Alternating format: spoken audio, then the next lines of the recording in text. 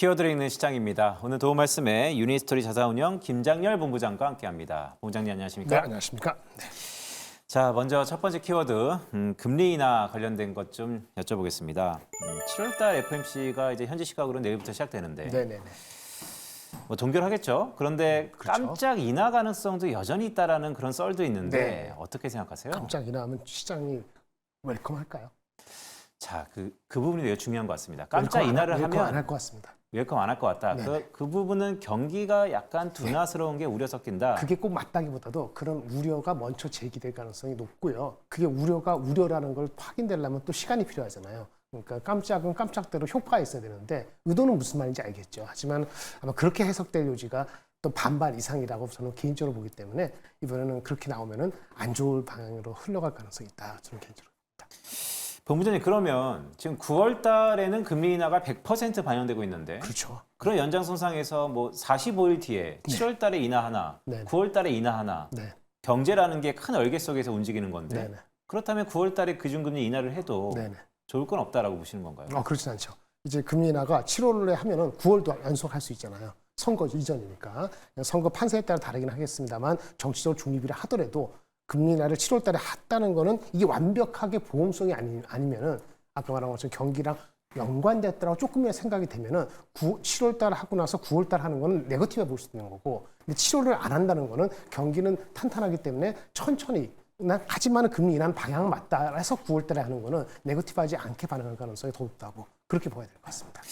네, 되게 미묘한 것 같습니다. 7월 달과 9월 달 사이에 네네네. 경기 둔화가 중간에 딱 껴있기 때문에 시장의 해석이 좀 다르다라고 볼 수 있는데 자 그렇다면 이렇게도 나중에 한번 좀 여쭤볼게요. 로이터가 서베이를 돌렸다 그럽니다. 네네. 올해와 내년도 글로벌 경제가 3.1% 성장한다라는 전망치를 내보였습니다. 글로벌. 네. 글로벌리. 자, 3.1%라는 것은 네. 미국은 내년도에 1.9%, 즉 2% 언더로 네. 내려간다는 것이잖아요. 그렇죠. 그렇다면 가만 생각해 보면 주가는 미래를 현재 반영하니까요.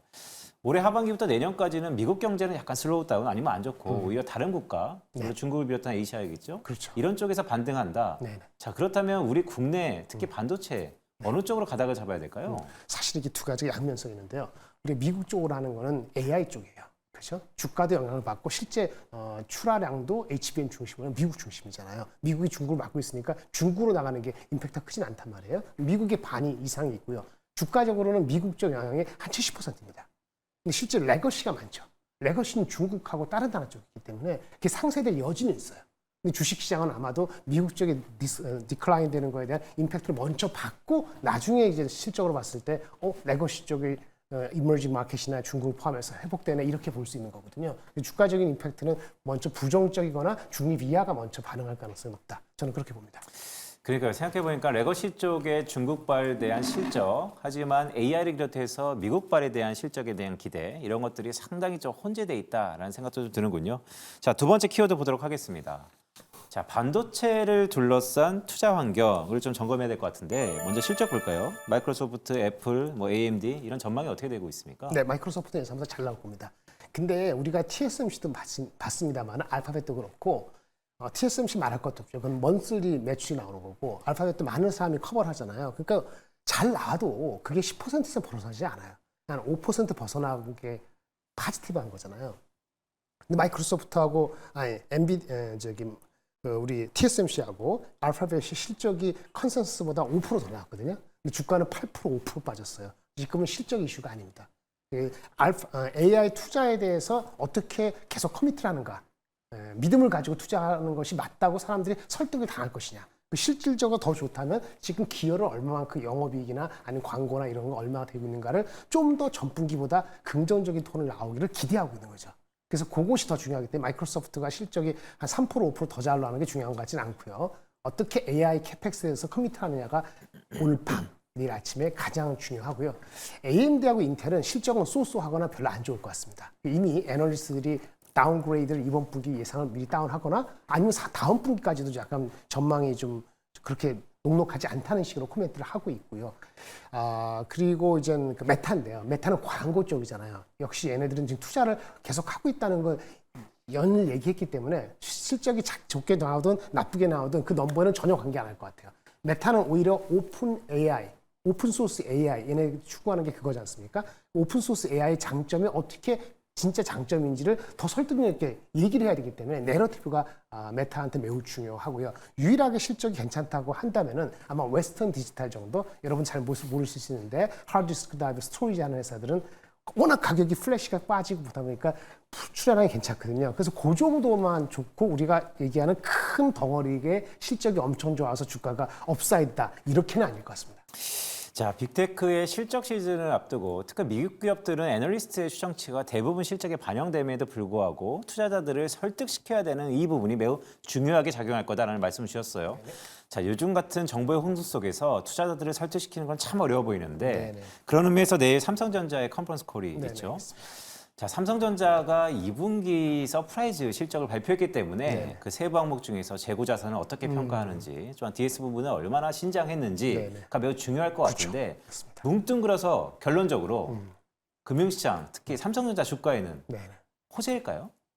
내일 발언하는 것 중에서 엔비디아 HBM3E에 대해서 구체적인 얘기가 없으면 호재는 아닐 것 같습니다. 그렇다고 주가가 미리 많이 빠졌기 때문에 특별히 내일 컨퍼런스 콜 때문에 뭐 움직이진 않을 것 같아요. 그냥 오늘 아침에는 마이크로소프트 그 전후에 메타가 오히려 더 중요하지 삼성전자 자체로 할 수 있는 거는 별로 없다. 단기적으로는 그렇게 보여집니다.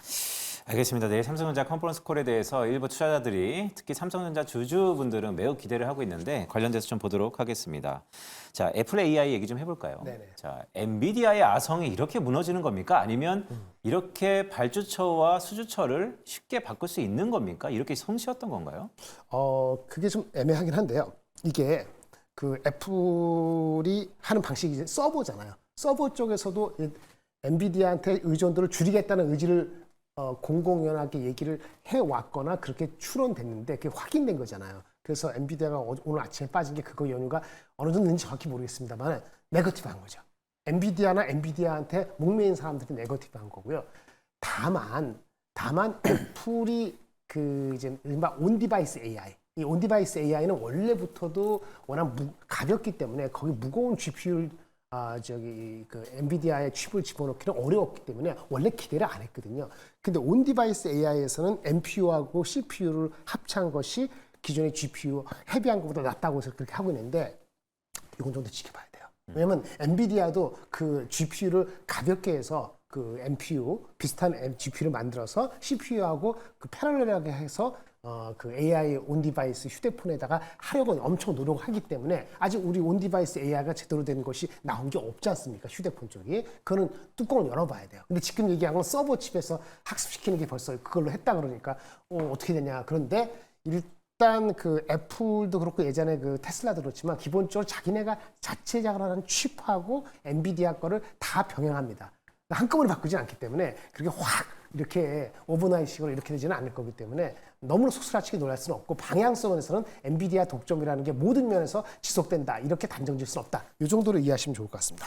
그러니까 본부장님 말씀하셨던 것처럼 다들 빅테크 기업들이 내재화를 이제 지속하고 있는데 그 가운데서 엔비디아가 워낙 경량화도 성공하고 기업 기술력이 뛰어나다 보니까 겸용해서 쓰는 거 아닙니까? 하지만 엔비디아 관련된 밸류체인에 속했었던 특히 SK하이닉스 오늘 한미반도체 엔비디아만 바라보고 있다가 이 아성이 무너지는 듯한 우려감 때문에 주가가 큰 폭으로 하락하는데 자, 이거는 말씀을 쭉 들어보니까 어차피 내재화는 가는 길이었고 그 속도의 차이였다라는 생각이 듭니다. 그렇다면 지금의 SK하이닉스와 한미반도체의 주가 하락은 당연한 거다? 아니면 이것 좀 과했기 때문에 지금부터 다시 한번 매수 관점에서 쳐다봐야 된다. 어느 쪽이세요? 굉장히 어려워요. 지금 사실은 내가 어저께까지 오늘이 화요일인가요? 그렇죠? 다른 방송 했을 때 지난주 우리가 목요일까지 빠지고 금요일 올라갔잖아요. 미국도 목요일까지 빠지고 금요일 올라갔어요.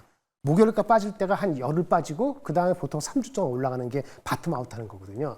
실적이 반영이 안 되고 우리뿐만 아니고 TSMC, ASML 다 그랬던 거예요. 그래서 기술적으로 언더슈팅 했을 때가 2,700 깨질 때 코스닥은 800 간당간당 할 때가 언더슈팅이 너무 심하게 했다 해서 저점 5,600 해야 되거든요.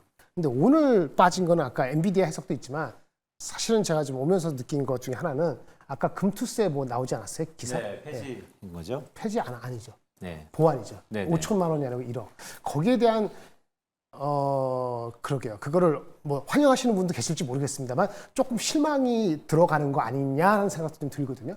그럼 왜냐면은 그 중소 소부장주에서 반도체 관련되는 소부장주는 많이 이미 빠졌어요. 미국 때문에 뭐 때문에 뭐 대만 갖고 난리 나고 그래서 억울하게 빠진 면도 있고 실적이 안 나와서 빠진 것들이 있어 엄청 빠졌거든요. 30% 40% 빠진 것도 많아요. 삼성 하이닉스 이슈가 아니고. 근데 그런 주식은 손절 라인이나 아니면 신용 걸렸으면 그거 걸릴 수 있는 주식들도 일부 있을 수도 있거든요. 근데 오늘 아까 그런 뉴스가 나온 것이 웰컴하는 뉴스가 아니면은 그게 단기적으로 더 트리거가 될까봐 좀 걱정이 되는 마음이 있고요.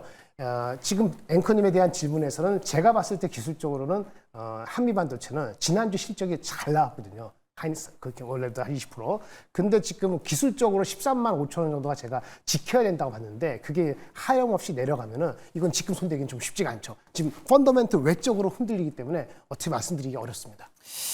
자, 그러니까요. 이게 너무나 기대가 과했던 두 종목, 또한 주도주가 될 거냐 말 거냐를 논의했던 산업군 속에 있었던 종목이기 때문에 실적이 전혀 안 반영된다는 이 상황이 이슈인 거예요. 누구 핑계대고 싶은 게 아니고 그게 누구 잘못이 아니잖아요. 삼성전자 하이닉스 실적 나오고 한미반도체도 실적 잘 나왔고 자사주 BF 다 했지 않습니까? 주위 환경을 보세요. 주위 환경 탓을 해야 되는데 여기서 방법은 하나밖에 없어요. 아무리 좋은 섹터라도 전력 쪽은 오늘 며칠 전에는 뭐가 갔어요? 제약 바이오 갔잖아요. 그 주식이 아무 좋다 해서 거기에다가 한 두 종목에다 몰빵해서 40% 이게 문제가 되는 거죠. 그렇죠? 예. 자, 그러면 제가 이렇게 여쭤보겠습니다. 말씀 주셨던 걸 다 이해하겠습니다. 결국 변수들 때문에 주가의 하방 압력이 작용하고 있다라고 이해할 수 있겠는데요. 그렇다면 본부장님, 네. 실적에 대한 큰 얼개가 벗긴 게 없다. 네, 그렇습니다. 그리고 앞으로 AI의 이 신드롬과 네. 이 AI의 투자는 지속될 것이다. 네네. 그렇다면 지금의 조정이 물론 마음 편하지는 않겠지만 네네. 오히려 적극적인 매수의 기대로 삼아도 네. 변수라는 거는 언제든 스쳐가 지나가는 거 아닙니까? 오히려 지금의 이런 조정에 네. 드라이브 걸 타이밍이다 이렇게 보시는 건가요? 그게 만약에 오늘 아까 그 미국장하고 요거 금투세 없었다면 저 개인적 의견은 제 의견적으로 얘기할 수 있죠. 어제까지 이슈는 그랬어요. 미국의 그 경기가 둔화되는 게 너무나 확연하다든지 글로벌이나 OECD 경기 선행지수나 아니면 미국 자체가 진짜 아까 1.9%가 임박했다든지 이런 게 아니면은 AI에 대한 투자를 기본적으로 빅테크가 멈출 가능성은 단기적으로 없다고 봅니다. 그러면 거기에 수혜받는 한국 업체들의 단기적인 실적은 3분기, 4분기, 내년 1분기까지는 크게 이슈가 아닐 거라 봐요. 그럼에도 불구하고 주가는 그런 거를 완전 통째로 무시하는 그 상황이 있기 때문에 자, 매수에 들어갈 때는 얼마나 나눠서 할 것이냐의 타이밍과 그 분할이 이슈인 거죠. 이번 주에 애플까지 나오는데 가장 중요한 게 마이크로소프트 오늘 나오는 거잖아요. 그 마이크로소프트까지 얘기 듣고 살 것이냐, 오늘 지금 많이 빠지니까 오늘 살 것이냐, 이렇게 질문에 대한 답은 드릴 수는 없습니다만은 이번 주가 아주 중요한 분기점이고 그걸 지나고 나면 지금 앵커님 말씀하신 대로 엔비디아 기다리면서 근본적으로 이슈가 아닌 거 아니냐라는 생각이 들 가능성이 있죠. 그러면 사고 싶은 마음에 한 뭐 1, 20%를 담아서 어느 시점에 이번 주에 너무 많이 빠졌다, 말도 안 된다 이렇게 되면은 모든 사람이 막 욕하고 그럴 때 조금 들어가시는 거는 사실은 기술적으로 타이밍적으로 나쁘지 않을 것 같습니다. 알겠습니다. 자, 마지막 키워드 보면서 마지막 질문을 좀 드리도록 하겠습니다. 자, 오늘 제가 김장렬 본부장과 엔간하면 반도체 쪽에서 워낙 일가견이 있으시기 때문에 제가 잠깐 토르다지 않는데 오늘 전반적으로 이 변수들이 너무나 난무해서 자, 그렇다면 자, 이럴 때 반도체주 전반적인 전략 어떻게 가져가야 될까요? 맞아요. 포트는요. 제가 말씀드렸는데 반도체건 테크 반도체 중심합시다. 그것이 현금 40% 정도 빼고 나머지 60%를 100으로 했을 때 나머지 60%를 100으로 투자한다 이거죠. 그 중에서 한 20% 정도가 적당합니다. 5분의 1. 그러면 equally 스프레드된 거야. 그럼 나머지 80% 뭐냐? 아까 말한 것처럼 제약바이오 들어가고 조선방사도 들어가고 그다음에 뭐 또 다른 것도 뭐 들어가겠죠. 뭐 이렇게 들어가는데, 근데 아까 금투사나 이런 게 나왔잖아요. 그래서 저는 기업 밸류업에 대한 기대치를 오늘자로 낮추고요. 그래서 반도체하고 그 다음에 아까 제약하고 화장품은 수출 중심이고 그 다음에 금리 인하라는 테마가 있기 때문에 어떻게 반도체를 저가를 나눠서 할 것인지 하고 제약바이오를 적절하게 할 것이고 화장품 수출 데이터 볼 것이냐 요 정도하고 방산. 그래서 요게 한 4가지 정도의 캐티고리로 아까 60%의 자산을 가지고 투자를 할 것 같습니다.